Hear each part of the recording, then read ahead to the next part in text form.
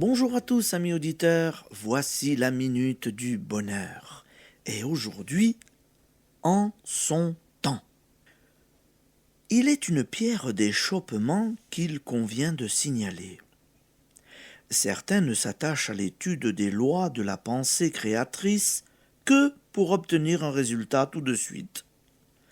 Veulent-ils faire un voyage? Ils en fixent la date et mettent en marche la pensée force. Ont-ils des difficultés d'argent? Elles doivent se résoudre immédiatement, et ainsi de suite.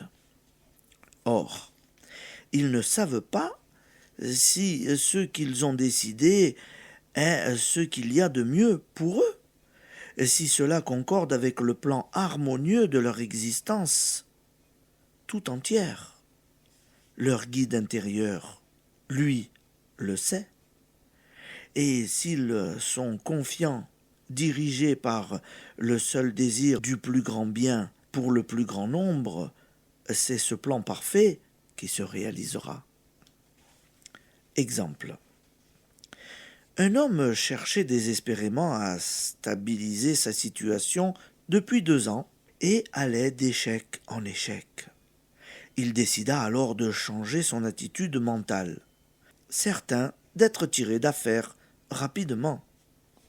1 an se passa encore, les réalisations se faisant entendre. Une idée lui passait bien de temps en temps par la tête.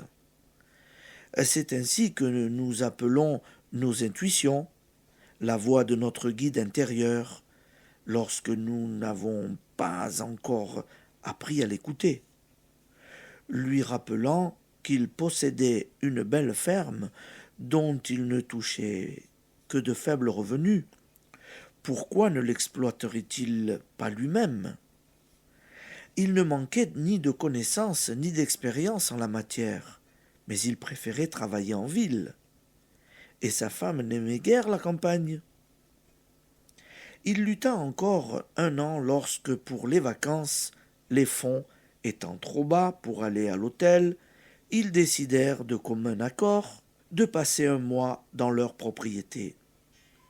Ils s'y plurent si bien que la solution de se transformer en exploitant agricole ne leur sembla plus un pis-aller, mais une bonne fortune. Ils sont maintenant prospères et heureux. Cet homme m'a dit: je comprends maintenant pourquoi les images mentales que je formais pour l'amélioration de ma situation en ville restèrent sans résultat. Je voulais imposer à l'esprit ma propre volonté au lieu de lui obéir. Il me tenait en réserve quelque chose de mieux que ce que je souhaitais. C'est pourquoi mes projets pour rester en ville s'écroulaient les uns après les autres. Application. Cette semaine, contemplez votre grand but, mais laissez votre guide intérieur composer l'itinéraire du voyage qu'il vous fait faire pour l'atteindre et son horaire.